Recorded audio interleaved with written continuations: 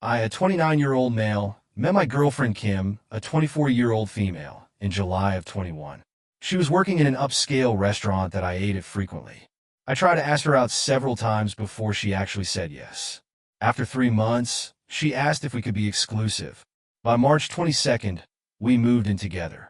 Before she moved in, I took her to meet my mother.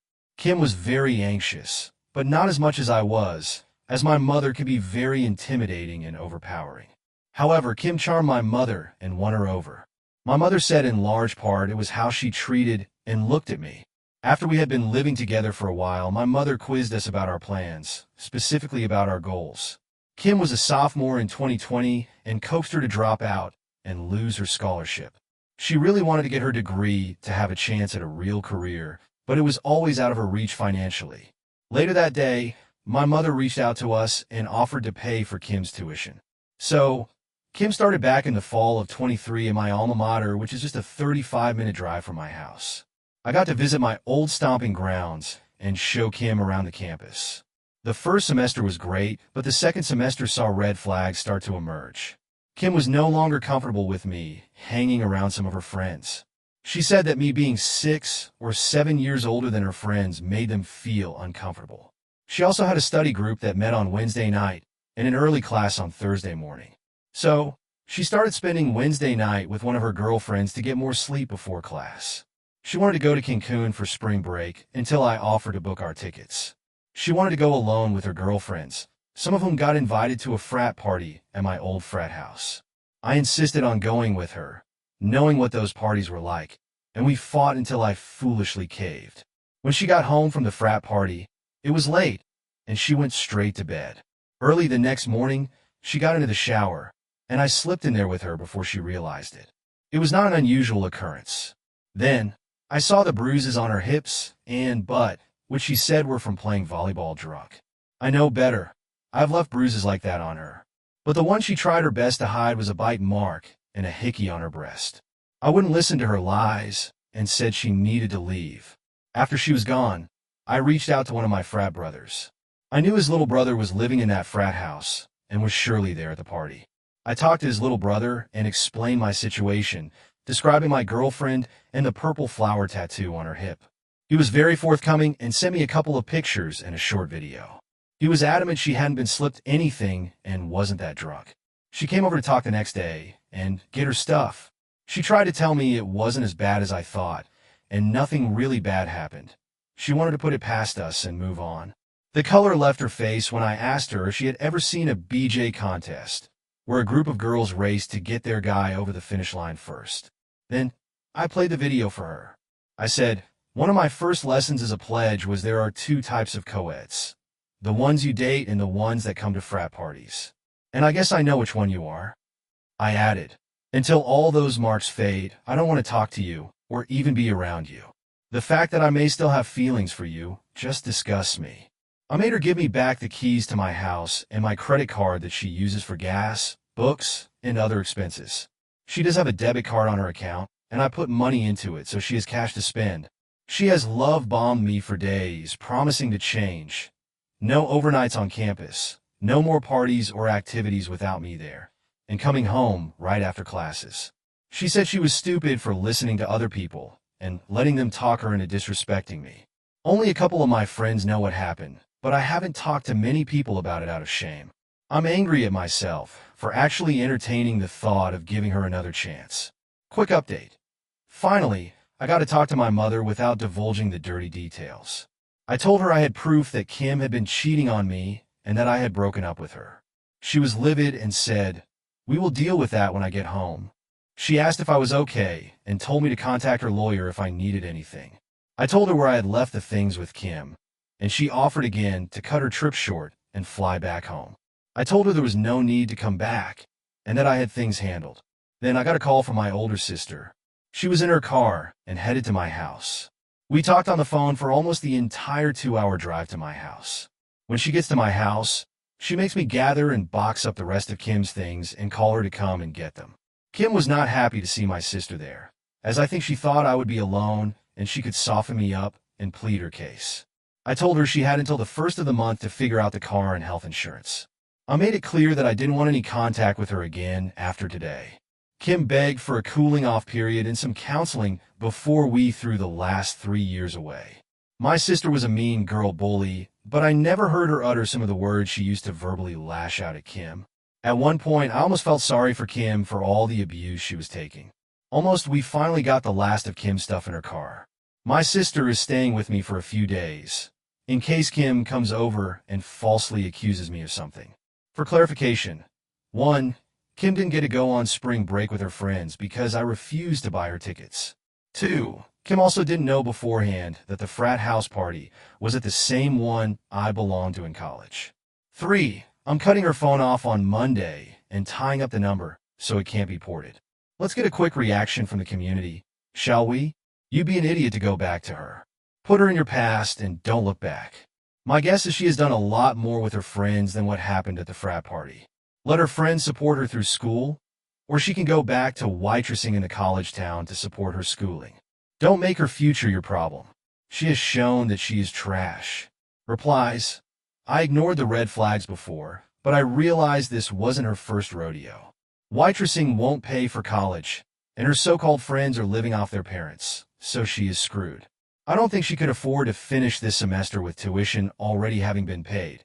She has to come up with money for food and lodging first. Well, the red flags were definitely there, OP.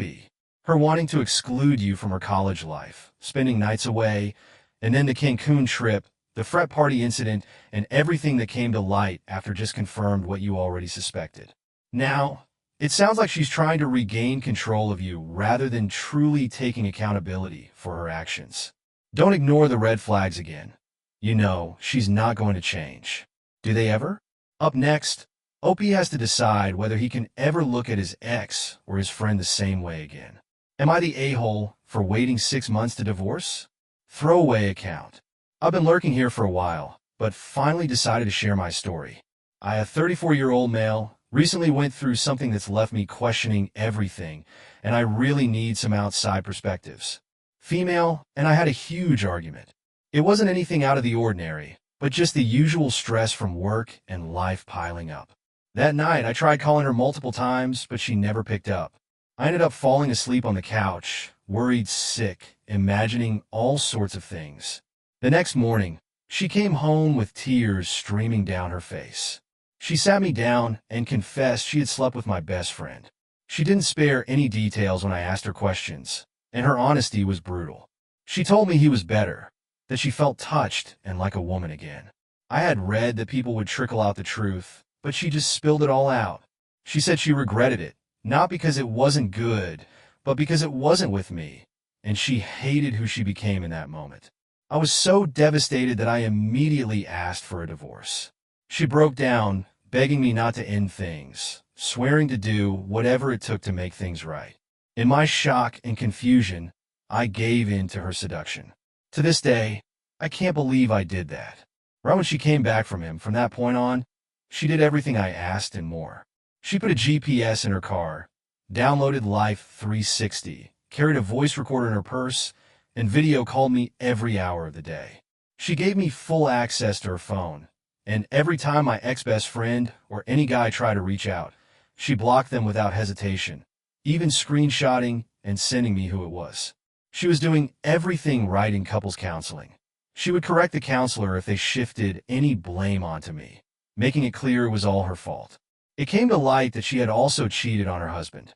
She promised never to let temptation overcome her again, telling me I was better in bed now, even better than my ex-best friend. But instead of making me feel good, it made me feel awful. I hated myself, so I started working out, getting in shape. It only made her want more sex, and I tried to enjoy it, thinking it would make things better. We tried to move forward. She showered me with affection, cooked my favorite meals, planned surprise dates, and left me little love notes around the house. Our friends and family thought we were the perfect couple, that we had overcome the worst and were stronger for it. Her parents and my parents begged me to stay, saying it was just a one-time drunk and F up, but I couldn't shake the feeling of betrayal. Every time she kissed me, I wondered if she was thinking about him. Every time we made love, I questioned if she was comparing us. She was 6 months into her efforts when last night, She asked if she could go to a party with her friends. She had been so good, video calling me every 30 minutes to show she was with her friends. But in my head, I couldn't shake the feeling that she was still cheating, even though there was no evidence. The final time, as she was video calling to show she was getting into the car, I asked her for a divorce. She rushed home, asking why. I told her I was grateful for her progress, but felt she wasn't truly sorry. She just didn't want to lose me. I didn't know if that's the truth, but it's what I believe.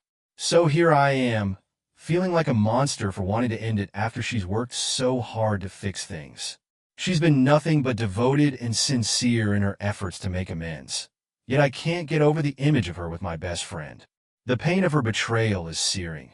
Every time I close my eyes, I see them together, and it tears me apart. All I think about is him and her. We were supposed to be only with each other, and she ruined that. I never processed it and just caved in. Not even 24 hours later, the only thing I feel wrong about is waiting 6 months to come to this conclusion. I'm confused and lost. I don't know if I'm punishing her or trying to save myself. Maybe this will all blow over, and I'll just settle down, but I saw him the other day, and it just screwed me. I hate my life. How does the community react? Let's find out. This is the exact reason people generally advise not to take back a cheater. You need a short memory for it to work. I must say, the fact that it was your best friend is particularly vindictive. How did that come about?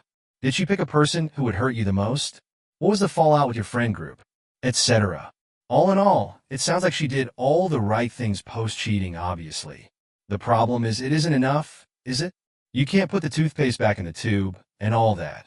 Ultimately, you have two options. Move on, or look into therapy to see if you can ever accept what she did. I wouldn't pick the former, but given how regretful and hardworking she's been, see what works best for you. Maybe if it was a one-night stand with a stranger with therapy, I could accept it, but ultimately my principles wouldn't let me. A best friend would be a killer. Your best friend is supposed to be someone who has your back, not someone who actively goes behind your back and destroys something so fundamental. The real question is, why would you want to go back to someone who did that, especially with someone you trusted so much? It's not just about the affair. It's about the fact that both your wife and your best friend have shown that your feelings, your trust, and your relationship didn't matter to them in that moment.